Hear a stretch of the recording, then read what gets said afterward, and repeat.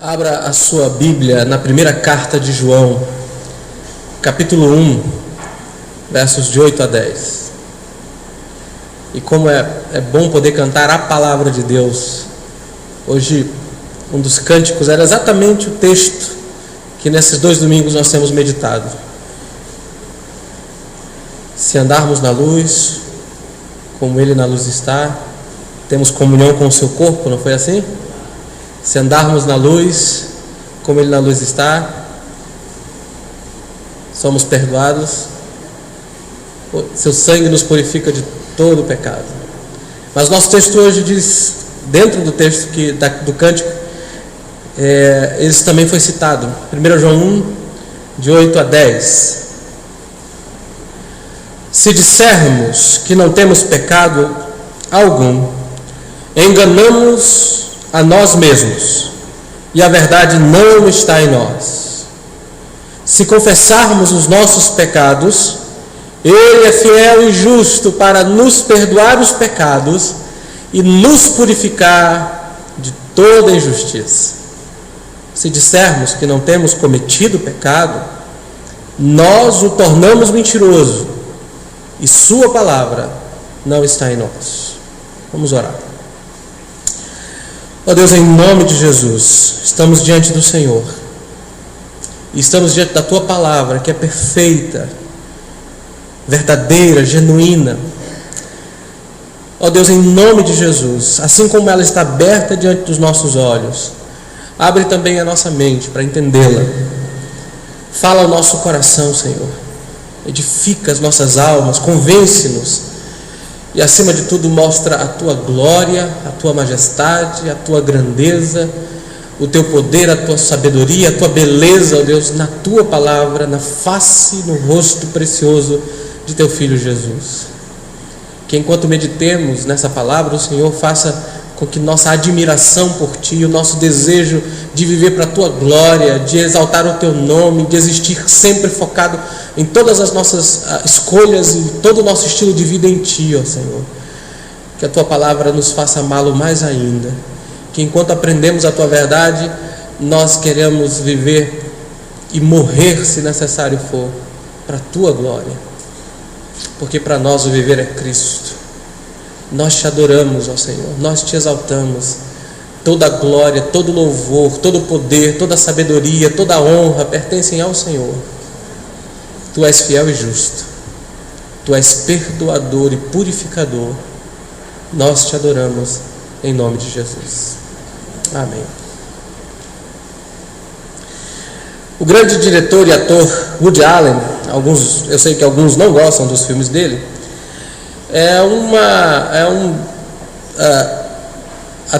disse e proclama-se ateu. Ele faz questão de afirmar isso. Mas um dia fizeram uma pergunta para ele intrigante: se Deus existisse e esse Deus falasse com você, o que você gostaria de ouvi-lo dizer? E ele respondeu: se existe um Deus que falasse comigo, o que eu mais gostaria de ouvi-lo dizer são apenas 3 palavras: você está perdoado.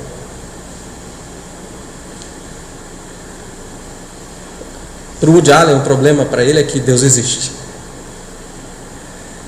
João diz para nós aqui nesse texto que a única forma de eu e vocês ouvirmos essas 3 palavras, você está perdoado, é dizer pelo menos mais outras 3 palavras: eu tenho pecado. E a minha pergunta para você essa noite é simples: quando você peca, como cristão, quando você peca, o que você faz? O que você tem feito com o seu pecado? O que você deveria fazer quando você peca? O que você tem feito e o que você deveria fazer? São perguntas interessantes que esse texto nos responde.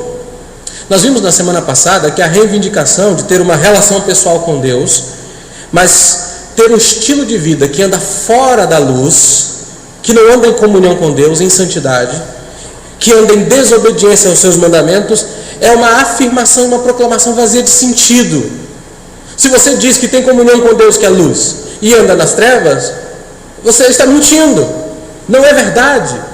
Não adianta o que você diz. Isso não é verdadeiro, porque as suas ações mostram o contrário.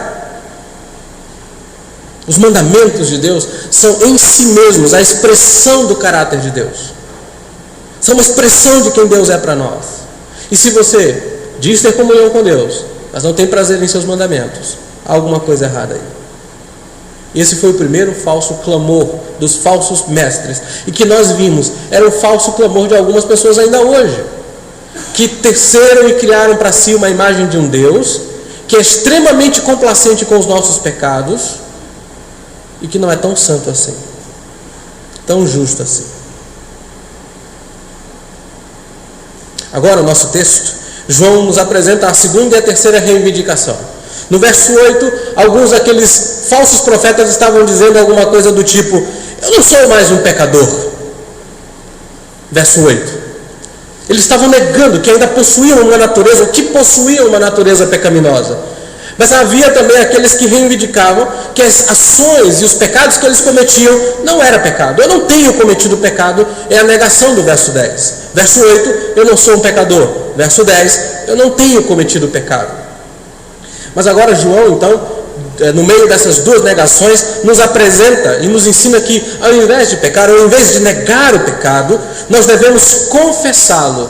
E se assim o fizermos, nós vamos receber de Deus perdão e purificação. Então o que João está ensinando aqui é muito simples. Ele nos ensina que existem duas atitudes que eu e vocês podemos ter com relação ao pecado. Podemos ter duas atitudes diante de Deus e diante dos nossos pecados, duas atitudes antagônicas, contraditórias, contrárias. Ele nos ensina que ou negamos o pecado ou confessamos o pecado. E o que ele quer que eu e você aprendamos, e que hoje à noite é importante que você saia daqui, é com essa mensagem clara que está diante de você: não negue o pecado, confesse. Essa é a mensagem desse texto. É isso que ele quer que eu e vocês entendamos.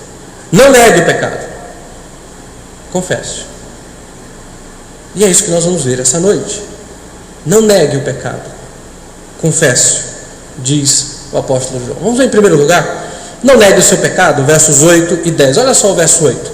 Se dissermos que não temos pecado algum, enganamos a nós mesmos e a verdade não está em nós. A palavra pecado, como você deve ter visto, está no singular, diferente do verso 9. Se confessarmos os nossos pecados, que está no plural. Aqui pecado está no singular e provavelmente se refere ao princípio do pecado, ao egocentrismo herdado, à natureza pecaminosa, a natureza de pecado que ainda está dentro de nós. Os hereges estavam dizendo agora que, seja qual for a conduta que eles tinham, o comportamento que eles tivessem, eles estavam dizendo que não havia pecado neles, nenhuma natureza, nada de errado com eles. Eles alegavam que eles tinham chegado a um nível de espiritualidade, de conhecimento de Deus, que os fazia viver sem pecado. O pecado não estava mais, ou não fazia mais parte da vida deles. Outros ensinavam que o pecado estava ligado à carne, ligado à natureza física, enquanto a vida espiritual, o espírito não era afetado por isso. E de alguma maneira, hoje também nós agimos, ou as pessoas costumam agir assim. Algumas pessoas parecem de fato pensar do pecado como se ele não existisse. Algumas pessoas veem o pecado como a imaginação de pregadores e pastores que querem simplesmente impedir as pessoas de se divertir. Outros são tão rápidos em racionalizar, em desculpar-se por seus pecados, que não conseguem ver que há uma natureza pecaminosa por trás. Até mesmo nós cristãos, meus irmãos, nós criamos desculpas para os pecados. Somos rápidos em criar desculpas para aqueles pecados em que nós somos igualmente rápidos em condenar os outros. Aliás, todo ser humano é muito rigoroso com o pecado do outro e complacente com o seu próprio pecado. Só ver isso. Se alguém faz alguma coisa errada, nós queremos que o outro pague. Se nós fazemos alguma coisa errada, nós queremos que os outros nos perdoem. A natureza pecaminosa. Nós somos pecadores. Todo ser humano nasce nesse mundo. Esse é o ponto de João. As pessoas estavam negando uma natureza pecaminosa. E aqui eu e vocês precisamos aprender isso. Todos nós nascemos nesse mundo com uma natureza pecaminosa. Significa que nós temos uma inclinação, uma propensão para o pecado. Se nós escolhermos, e nós estamos sempre diante de uma escolha, sempre escolhemos aquilo que é errado, sempre escolhemos o pecado. Aliás, você, por sua própria força, não pode parar de pecar. Você tem uma natureza para pecar. Em um sentido, você não é pecador porque você peca. Você é pecador, você, na verdade, peca porque é pecador. Há em você uma natureza e você herdou isso de seus pais. Vocês querem ver como isso é tão natural e normal? Se você é como eu e tem filhos ou netos, ou tem filhos e netos, certamente você tem orgulho dos filhos que você tem, não é, Edson? Aqueles 2 meninos bonitos lá. E você acha que eles são lindos, que eles são perfeitos. É ou não é? Todos nós achamos. Mas não leva muito tempo para você descobrir que o seu filho tem uma natureza pecaminosa. Não leva muito tempo. Por exemplo, imagine 2 crianças brincando num quarto de brinquedo. Estão lá brincando as 2 crianças. E elas têm mais ou menos 3 anos, as 2. E de repente uma das crianças olha para o outro que está brincando com o brinquedo que chamou a atenção dela. Ela então vai lá, toma o brinquedo para si e diz: é meu. O que vocês acham que o outro menino que teve seu brinquedo tomado vai fazer com aquele que o tomou? Hein? O que vocês acham? Ele vai dizer algo parecido como: pode brincar com o meu brinquedo, está tudo bem para mim, não tem problema não, vá em frente, brinque, e quando você cansar, eu vou e pego o meu brinquedo de volta, não tem problema nenhum. É assim que funciona? Funciona desse jeito na sua casa? Na minha nunca funcionou. Meu filho não reage assim. Meu filho não toma o brinquedo da outra criança. Ele chora, mas não toma. Ele não vai buscar, mas fica chorando. E aí esse é o ponto. Não é assim. Não, a criança que perdeu o brinquedo, ela começa a chorar. Ela vai tentar pegar esse brinquedo de volta. E aí uma briga começa. Começa o choro, lamento, ranger de dentes, discussões. E se os pais ou algum adulto não se meter, é provável que uma 3ª guerra mundial comece bem dentro do quarto da sua casa. Os barulhos vão demonstrar que a paz foi embora faz muito tempo. Eu te pergunto, você ensinou seu filho a ser assim? Você ensinou? Rapidamente você descobre que essas 2 lindas crianças de 3 anos têm uma natureza egoísta, focada em si mesma, centrada em si mesmo. E onde essas crianças adquiriram isso? Aonde eles aprenderam isso? Os pais têm que ensinar seus filhos a serem assim? Vocês acham que vocês tiveram que ensinar os filhos de vocês? Se você é o pai de uma criança pequena, você tem que ensinar, você ensina seu filho. Você chega para ele e ensina como perder o controle quando uma criança pega o seu brinquedo. Você faz isso com ele?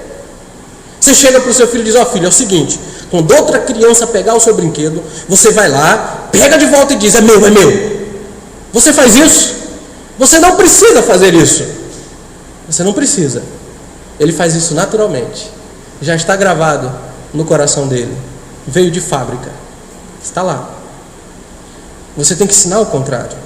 Você tem que ensinar o seu filho a ser exatamente o contrário. Você não tem que ensiná-lo a ser orgulhoso. Você não tem que ensiná-lo a mentir. Você não tem que ensiná-lo a trapacear. Você não tem que ensiná-lo a se esconder quando está fazendo uma coisa errada. Ele faz isso naturalmente. Ele faz isso por natureza. Na verdade, você tem que ensiná-lo a fazer o contrário. Por que você tem que fazer isso? Porque eles têm uma natureza pecaminosa e você deu isso a eles. Meu querido, é isso o que explica porque somos o que somos. Nós somos pecadores. E se você nega isso, você está se auto-iludindo, diz o apóstolo João. Sabe, quando você descobre essa verdade, isso te ajuda inclusive a criar os seus filhos. Ajuda você a entender como funciona o coração da sua criança. E que além de ensiná-lo, discipliná-lo e corrigi-lo, você precisa tratar com o coração dele. Seu filho e o meu precisam de evangelho, da mensagem que salva. Ele precisa entender que ele é tão pecador quanto o pai dele, e que ele pode ser tão perdoado quanto o pai dele foi. Natureza pecaminosa. O que explica por que nós ultrapassamos o sinal vermelho? Por que pessoas são egoístas no trânsito? Você não precisa ir para outra cidade para saber o quanto as pessoas são loucas, quanto elas não dão espaço. É bonito você estar aqui, parado no trânsito, uma fila enorme, você está esperando, sabe que esse é o caminho certo, e de repente um monte de gente começa a passar na contramão. E você se sente um bobo ao ver essas pessoas passando, né? Sinal abre, não saia logo, sempre vai passar um maluco. O que explica que maridos, depois de casamentos sólidos e firmes de anos, se deixam seduzir por outra mulher, se envolver com outras mulheres? O que explica que pessoas que nós elegemos estejam lá simplesmente para enriquecer, algumas delas, não todas? O que explica que homens facilmente matem outros? O que explica que pessoas ataquem mulheres no metrô de São Paulo? O que explica um mundo como ele é? É que nós somos pecadores. Há uma natureza pecaminosa em nós. E se você nega isso, você revela duas coisas. Primeiro, você está auto-enganando a si mesmo. Você escolhe ignorar a evidência em sua própria vida. Imagina um homem cujo médico diz a ele que ele está com uma doença terminal, que ele tem poucas semanas de vida. Essa é uma notícia terrível. Já imaginou, o médico liga para você e diz: eu tenho duas notícias para você, uma ruim e uma péssima. Qual é, doutor? Puxa, eu quero ver a ruim primeiro. A ruim é que você só tem 2 semanas. 2 semanas só de vida. Ou tem uma pior do que essa, doutor? Tem, é porque eu esqueci de te ligar há 1 semana atrás. É mais ou menos isso. É uma notícia difícil. Mas imagina, você recebe essa notícia e simplesmente você ignora. Você não acredita nisso. Não é tolo, até mesmo trágico, quando alguém diz: eu não acredito nisso e vou viver do jeito que quiser, não vai se tratar, ou coisa desse tipo. Quão tolo seria para um homem negar o fato de que ele tem um câncer na alma? E é exatamente esse o problema. E João está dizendo que isso é responsabilidade nossa. Nós estamos nos enganando se nós não achamos que somos pecadores. Se negamos que temos uma natureza pecaminosa, nós estamos nos iludindo, não estamos enganando a Deus, não estamos enganando as pessoas. É uma autoilusão. É mais ou menos o que o avestruz faz quando está sendo perseguido por um leão. Ele corre, e em determinado momento ele enfia a cabeça na areia. E provavelmente ele imagina que porque ele fechou os olhos, ele agora está seguro dos predadores. Ele não está vendo o predador, então está tudo bem. E para alguns de nós essa é a questão. Nós fechamos os olhos para a realidade do pecado dentro de nós e achamos que está tudo bem conosco. E se você nega isso, querido, a verdade não está em você. A verdade do Evangelho. Se um cristão diz que não peca mais, ele está auto-enganado. E a verdade de que ele pode e de que ele vem a pecar, infelizmente, que ele vem pecar, essa verdade não está dentro dele. A verdade não está controlando o seu pensamento, controlando o seu viver. Um cristão que pensa que ele não é capaz de pecar, ou que o pecado foi erradicado da sua vida, está se enganando e não está vivendo de acordo com a verdade do Evangelho. É uma evidência de que você não anda em comunhão com Deus. Veja como isso é importante para mim e para você. Porque se você anda na luz com Deus, isso significa que a sua vida estará sendo sempre sondada pela verdade de Deus. Você vai compreender, à medida que se aproxima e anda em comunhão com Deus, quantas marcas de pecado você tem dentro de você que você precisa abandonar. Mas se você peca e acha que não tem pecado, então você está se auto-enganando. E hoje a nossa sociedade faz isso. As pessoas negam o fato do pecado, meus queridos, procurando interpretá-los de outra maneira. Tentam interpretá-los, por exemplo, de forma fisiológica. Problema físico. Ele errou porque ele tem um problema físico. Ele é daquele jeito mesmo. Outros, psicológico. Tá? Ele foi uma vítima da sociedade capitalista perversa. Só que ele era filho de uma pessoa que tinha dinheiro. Assim que está na sociedade, as pessoas querem culpar. Ou então questões sociais.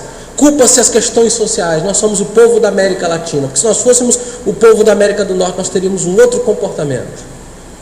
Nos Estados Unidos, o pastor MacArthur fala de um cidadão que foi assaltar uma pequena loja. Olha só que coisa interessante, uma pequena loja em Nova York. E como em um bom país democrata, as pessoas têm o direito de se armar para se defender. E lá, esse cidadão, dono da loja, conseguiu defender-se do bandido, que também estava armado. Conseguiu defender-se, atirou no bandido, o bandido foi preso. E você sabe o que ele fez, o bandido? Esse ladrão? Processou o dono da loja. O advogado dele argumentou que o dono da loja representava aquela sociedade maligna que não tinha dado espaço e que não tinha dado oportunidades para aquele rapaz que estava roubando simplesmente porque era vítima dessa sociedade. Quem ganhou? O bandido. O ladrão ganhou. O pobre dono da loja teve que pagar $50 mil de indenização. Um mês depois, aonde estava o ladrão com seus $50 mil? Roubando uma nova loja, agora na cadeira de rodas. Isso saiu num jornal em Nova York. Nós estamos redefinindo o pecado em termos sociais.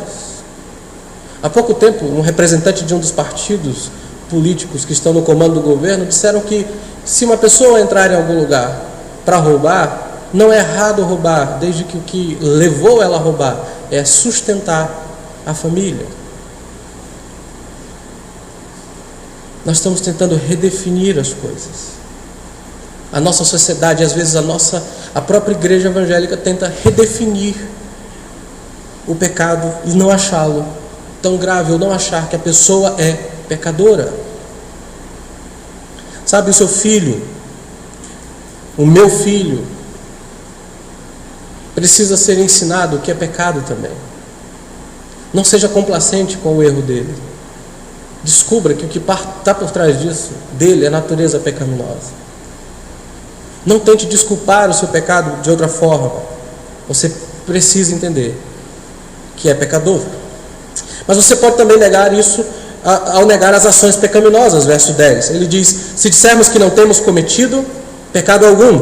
A diferença entre os versos 8 e 10 é que nos movemos do princípio da natureza pecaminosa para as ações de pecado, que mostram que nós somos pecadores.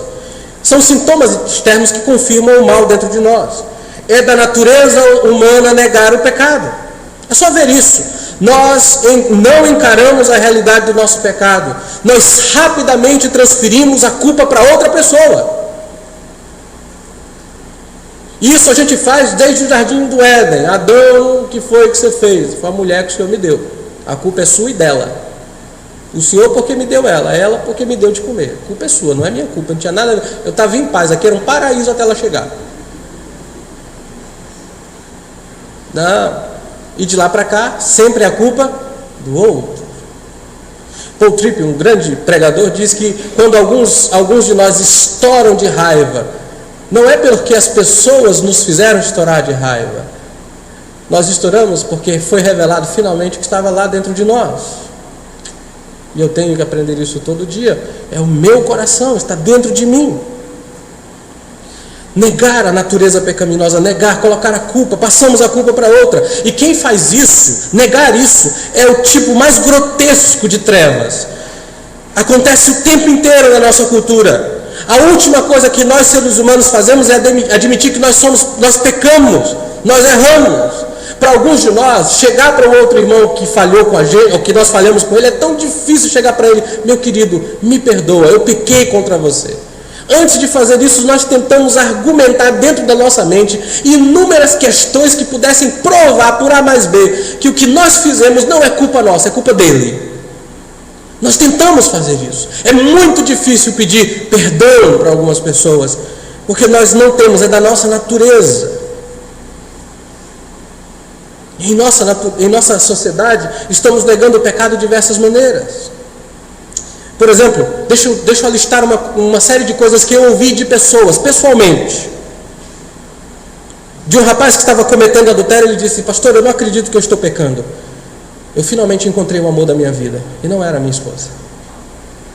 E ele ainda tentou argumentar teologicamente, pastor, você não acredita que Deus tem ungido e a ungida para cada um? Então, provavelmente eu me casei com a mulher que não era a que Deus planejou para mim. Agora, finalmente eu achei a mulher que Deus me deu. Por coincidência, muito mais nova do que a esposa dele.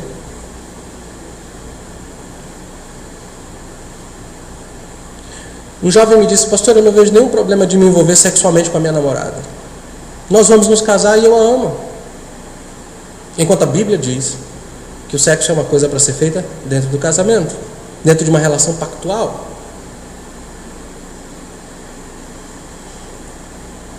Uma senhora me disse: pastor, eu não acredito que falar como eu falei é pecado. Afinal de contas, eu sou positiva. E eu levei um tempo para entender o que é positivo. Falar o que pensa e falar da pessoa para outro é considerado positivo, enquanto na Bíblia é considerado negativo. É negativo falar mal do outro. E é negativo falar sempre o que você pensa. Se você acha que é virtude falar o que você pensa o tempo inteiro, não é. A Bíblia diz que existe um tempo, um jeito e um objetivo quando você fala. Você deve falar a verdade em tempo apropriado, que visando a edificação e cheio de graça. Dizer a verdade o tempo inteiro não é virtude. É uma demonstração da falta de autodomínio, de domínio próprio, de controle da sua própria natureza. Vocês devem lembrar, alguns anos atrás, pessoas orando e agradecendo por uma propina que receberam. As pessoas estão dizendo: não é mais pecado. Algumas igrejas evangélicas na Europa não veem mais pecado na homossexualidade e ordenaram casais de homossexuais como pastores da igreja. A nossa sociedade está dizendo isso o tempo inteiro: não é pecado, Deus está por fora. E quem faz isso, quem diz isso, quem renegocia o pecado, indica que ele está em profundas trevas. Olha o que João diz: se dissermos que não temos cometido pecado, nós o tornamos mentiroso. Fazemos Deus mentiroso.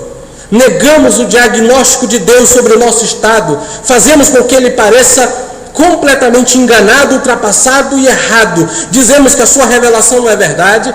Nós estamos afirmando que Deus está por fora, ultrapassado, que o seu pensamento é da Idade Média e que, portanto, ele precisa se reciclar e entender as coisas de uma forma um pouco mais moderna, como nós a entendemos.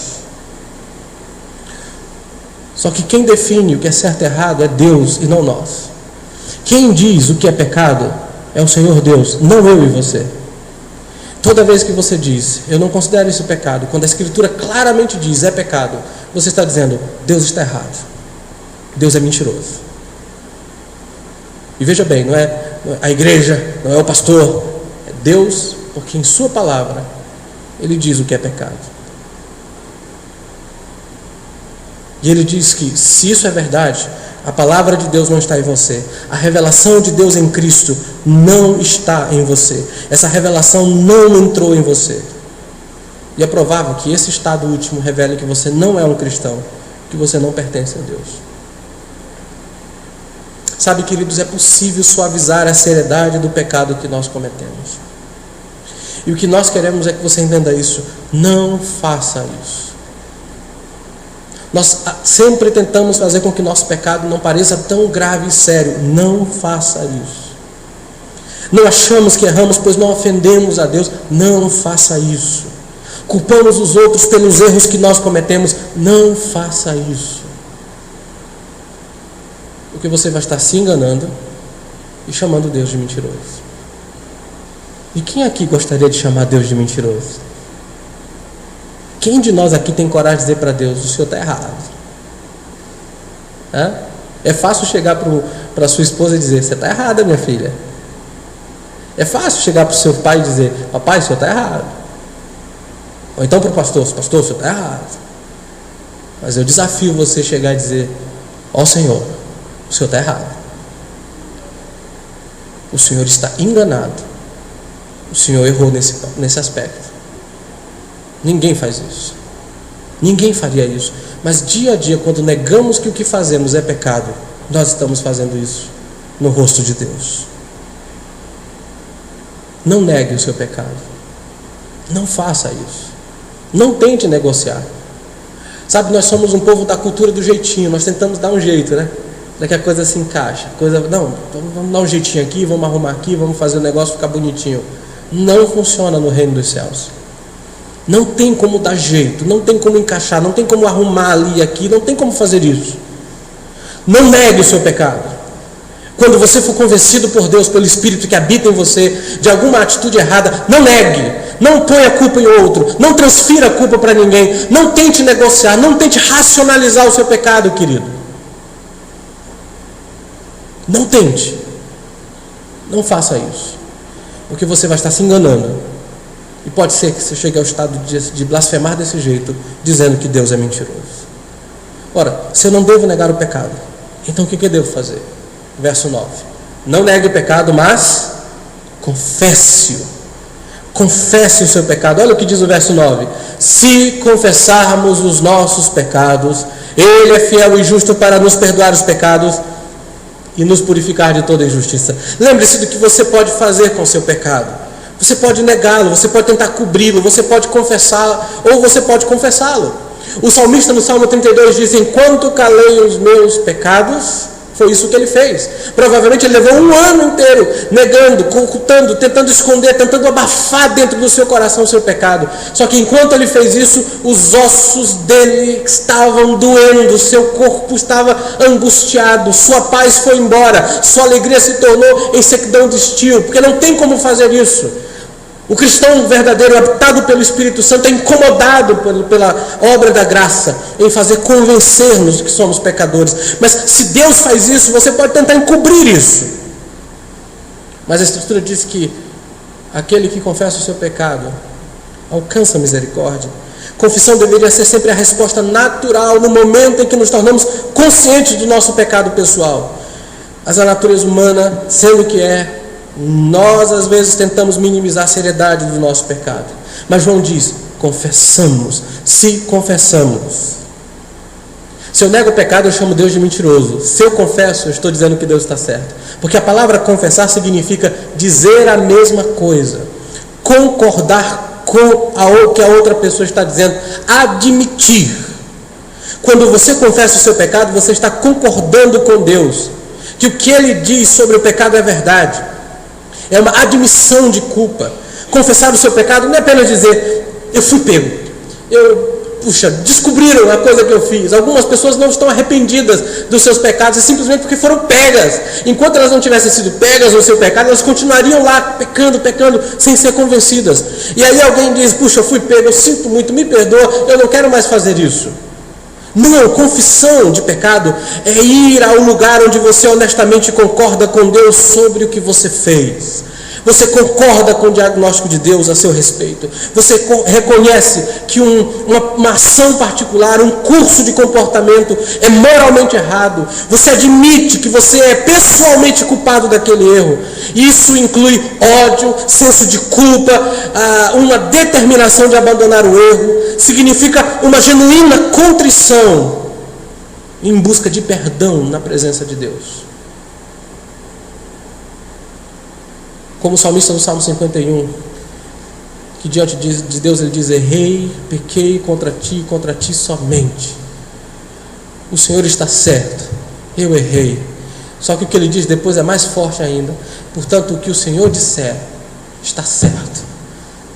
A condenação que o Senhor der está certo, eu aceito. Confessar é isso, é lamentar pelo erro diante de Deus. A palavra pecado aqui está no plural. Querido, olha só que coisa interessante. A palavra é: se confessarmos os nossos pecados. Olha aí o texto. Se confessarmos os nossos pecados.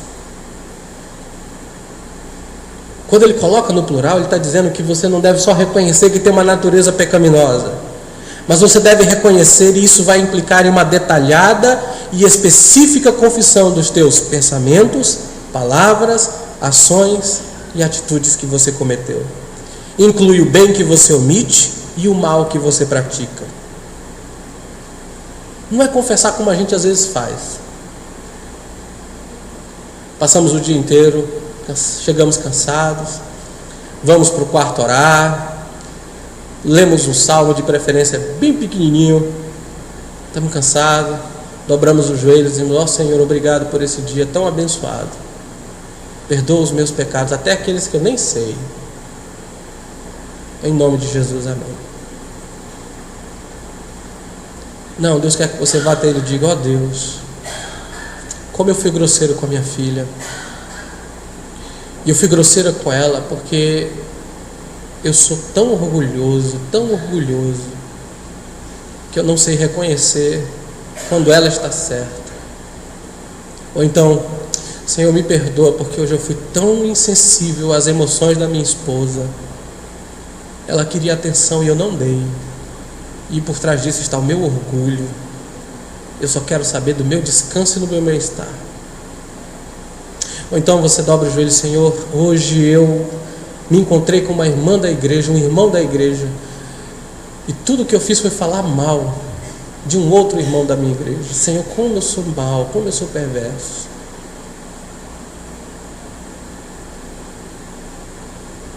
Talvez inclua: ó Deus, eu não tenho lido a Tua palavra, e a razão é porque eu não tenho prazer nela, porque se eu tivesse eu ia ler. E eu tenho prazer em outras coisas. Eu abro a internet, passo um tempão lá, eu gosto de assistir TV, eu tenho prazer até mesmo em fazer cruzadinha, mas eu não gasto tempo com a Tua palavra, porque não está dentro do meu coração esse prazer. Isso é confissão de pecado, meu querido. Não é só perdoa pelos meus pecados. Deus sabe quais são, mas Ele quer que você saiba quais são. Ele quer que você diga a Ele. Ele quer que você fale com Ele sobre isso. Que você diga diante dEle: eu errei, eu pequei. Devemos reconhecer os atos pecaminosos e não fazer uma confissão geral. Você deve vir e admitir: Senhor, isso é pecado. Senhor, eu reconheço que é errado, eu confesso a minha culpa, eu sou culpado, e eu peço o Teu perdão e o poder do Teu Espírito para me manter distante desse pecado e para não mais repeti-lo. Se você está em contínua relação com Deus, você deve estar preparado para deixar Deus tratar com o teu coração, tratar radicalmente com Ele. Quando Deus fala a sua consciência, você deve concordar com Ele e confessar. É isso que Ele quer. E talvez a sua confissão, você deve fazer com que a sua confissão seja tão extensa quanto o estrago que o teu pecado produziu. Se o teu pecado só afetou a relação com Deus, talvez seja apropriado confessá-lo e ninguém mais precisa saber, a não ser Ele. Se envolver outra pessoa, se você magoou ou feriu outra pessoa, então essa outra pessoa deve saber do seu arrependimento e ouvir a tua confissão. Se teu pecado cair em domínio público e todo mundo ficar sabendo o que aconteceu, uma retratação pública estaria em boa ordem. O reverendo Augusto Nicodemos se converteu de uma vida extremamente promíscua. Apesar de, como ele diz, ele conta isso num vídeo que eu assisti, ele, junto com os amigos, foi responsável pelo assalto, pelo puro roubo de um posto de gasolina. Ele conta essa história, o sermão que ele pregou no texto de Efésios capítulo 2. E ele conta que quando ele se converteu, uma das coisas que veio ao coração dele foi exatamente isso. Ele precisava voltar lá no posto de gasolina para pedir perdão para o dono do posto. Ele pegou um carro que tinha, vendeu, apurou o dinheiro, foi ao posto, levou a Bíblia na mão e disse, chegou ao dono do posto e disse: "Você lembra de mim? Eu sou aquele, eu estive aqui alguns meses atrás, eu roubei o senhor, junto com umas pessoas, eu roubei. E eu vim aqui para lhe devolver o dinheiro, está aqui, eu sou cristão, Deus me converteu, o Evangelho alcançou meu coração, me arrependi dos meus pecados, entreguei minha vida a Cristo, eu vim me retratar com o senhor, aqui está o dinheiro. O senhor, inclusive, se quiser chamar a polícia, pode chamar, mas eu queria dizer que Jesus salvou a minha vida e eu vim aqui trazer uma Bíblia para o senhor também." O dono do posto disse: "Não vou chamar a polícia não, porque você é o primeiro ladrão que voltou para devolver." Ficou surpreso com isso. Mas ele entendia naquele momento que ele não conseguiria pregar fielmente ou pregar com liberdade o Evangelho se ele não tivesse feito essa retratação. Talvez alguém aqui tenha que voltar um pouquinho atrás e conversar com alguém com quem você feriu alguns anos atrás e dizer: "Olha, me perdoa, eu te magoei, eu fiz algo muito grave contra você, eu quero que você me perdoe." você precisa pensar, talvez o teu pecado tenha que ser confessado a Deus e ao irmão que você magoou, ou a pessoa contra quem você pecou. E sabe o que acontece quando você faz isso, meu irmão? Deus age. Verso 9: Ele é fiel e justo para nos perdoar os pecados e nos purificar. Ele te perdoa e Ele te purifica. E Ele faz isso porque Ele é fiel e justo. Ele é fiel e justo. Essas duas verdades sobre o caráter de Deus são o fundamento da nossa segurança para o perdão. Ele é fiel à natureza dele, pois é impossível para ele agir de qualquer outra maneira que não seja consistente com a sua perfeição moral. Tudo o que ele faz é conforme a sua natureza. Ele é fiel a ele, à sua palavra e ao seu caráter. Ele é fiel à sua palavra, que é a expressão da sua própria natureza. Ele mantém as suas promessas, as promessas que ele faz. E ninguém que põe a sua confiança em Deus vai ser desapontado. Deus nunca diz: eu desisti, eu mudei de ideia, eu me esqueci, ou coisa desse tipo. Ele nunca faz isso. E quando ele promete perdão, e aliás ele sempre promete ao ímpio que se voltar para ele, ele promete perdão. Todo aquele que se arrepender, ele perdoa. Ora, Deus é fiel à sua natureza, Deus é fiel à sua promessa. Mas ele é justo. E justiça em Deus significa que Deus dá a cada um o que merece. Agora eu te pergunto, como é que fidelidade e justiça de Deus pode ser esperança para um pecador?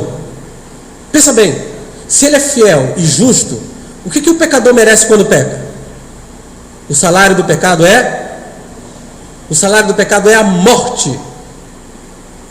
Eu esperaria João dizer uma coisa mais ou menos assim: se confessarmos os nossos pecados, ele é fiel e ele é bom e misericordioso para perdoar os pecados. Ou ele é cheio de amor e de graça para perdoar os pecados. Mas João não diz isso. João diz fiel e justo. Por quê? Olha o verso 7. O sangue de Jesus Cristo, seu Filho, nos purifica de todo pecado. E olha o verso 2 do capítulo 2. E ele é a propiciação pelos nossos pecados, e não somente pelos nossos, mas por todo o mundo. Aqui está a razão porque Deus, quando perdoa você, é fiel e justo. A resposta está aqui: Cristo morreu por você. Cristo morreu como propiciação, como um sacrifício que retira a ira. E o sangue, a sua morte, continua a nos purificar de todo o pecado. A morte de Cristo na cruz realmente cobre todos os nossos pecados, passado, presente e futuro. E quando você peca como um cristão, você não é colocado para fora da família de Deus. Deus não diz para você: cansei de você, nada disso. Mas o pecado quebra a comunhão com Deus. Você é filho de Deus, você está em Cristo Jesus, isso nunca muda. Mas a sua relação com Deus é rompida e quebrada pelo pecado. O pecado ofende a Deus. O pecado quebra e fere o coração do nosso Deus. Pecado nos leva para fora da comunhão com Deus e para fora da comunhão com outros crentes. Mas quando você vem e confessa o seu pecado, quando você admite que pecou, quando você clama a Deus e junto com Deus chama o pecado daquilo que Deus chama, Deus diz a você: o meu perdão está disponível a você por causa do que meu filho fez por você na cruz. Você é restaurado à comunhão com Deus, você é restaurado à comunhão com o seu povo. Ele é fiel porque ele fez promessas de perdoar você, tanto no Antigo quanto no Novo Testamento. Ele diz que sempre que alguém se confessar a ele e arrependido se aproximar dele, ele perdoa. Mas ele é justo para fazer isso, porque já puniu os meus e os seus pecados quando colocou na cruz em Jesus Cristo. Deus fará o que ele disse porque ele é fiel, e ele fará isso de forma correta porque ele é justo. Cristo morreu por você. Cristo morreu no seu lugar. Cristo derramou o seu sangue por você. Todos os seus pecados, cada um deles foi contemplado por Deus, colocado na pessoa de Cristo, e ali na cruz ele foi punido. Cada ofensa, cada palavra, cada pensamento, cada atitude, cada negligência sua e minha, Deus considerou como se o Senhor Jesus tivesse feito por mim e por você, no meu lugar, no seu lugar. Deus o fez pecado por mim e por você. Deus o fez maldição por mim e por você. Por isso, toda vez, querido, que você pecar, não corra para longe de Deus. Não se afaste dele, não fuja dele. Não se fique lamentando à distância. Dobre os joelhos e quando você falar com Ele, o que você vai encontrar é um Deus fiel, justo, que está ansioso e pronto para perdoar você. Porque Ele já fez isso, ao fazer com que seu filho morresse por você. Isso significa que não há pecado que você tenha cometido que não possa ser perdoado. Se você está sofrendo com alguma culpa, com algum, com um sentimento negativo por alguma coisa que você fez errado, isso ainda te atormenta, pessoas ainda te acusam, Satanás ainda te acusa, a tua consciência ainda te acusa, aqui está uma verdade libertadora: Ele é fiel e justo para perdoar. Ele é fiel e justo, e ainda que o mundo inteiro te condene, ainda que as pessoas ainda te condenem, Deus, o eterno juiz, o Senhor de tudo que há, o Deus que é luz, que é santo, perdoa você. Não importa que pecado você tenha cometido, confesse, Ele é fiel e justo, e Ele perdoa você. A palavra perdoar significa despedir, mandar embora, cancelar. Com relação ao pecado, significa cancelar de uma vez por todas. A ideia é que Deus manda nossos pecados para bem longe, Ele esquece e Ele nos trata como se nunca tivéssemos cometido esse pecado. Deus nos absolve da punição do pecado que merecemos, e Ele não apenas nos perdoa, Ele nos purifica. Perdoar pecados e purificar da injustiça são duas verdades importantes. Aqui o que está sendo enfatizado é outro aspecto do perdão. Deus remove as manchas e as consequências do pecado em sua vida. A mesma cruz que perdoa promete poder para viver diferente. Nosso velho homem é mortificado, o caminho é aberto para compartilhar essa nova vida. Deus te perdoa e Deus santifica você. O que você vai fazer com o seu pecado a partir de agora? O que você vai fazer? Vai pôr a culpa em alguém? Vai tentar racionalizar o pecado? Vai tentar esconder, camuflar, colocar ali como se pudesse esconder de um Deus que vê tudo e que sonda corações? Ou você vai realmente, sinceramente, dobrar os joelhos e dizer: Senhor, o que eu fiz é errado, eu peço perdão.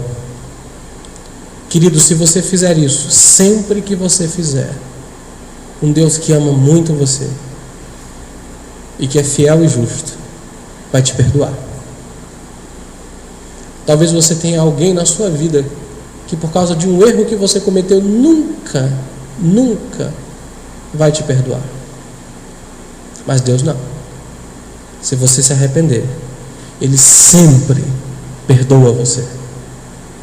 Sempre. E se Deus nos perdoa, quem é que pode nos condenar? Quem tentará acusação contra os eleitos de Deus? É Deus quem o justifica. Quem? Deus perdoa você, meu querido. Deus perdoa você. Confesse, não esconda. Que o Senhor ajude cada um de nós aqui a ter uma filosofia de vida daqui em diante. Eu vou dobrar os meus joelhos todos os dias e dizer: Senhor, eu pequei, me perdoa, em nome de Jesus.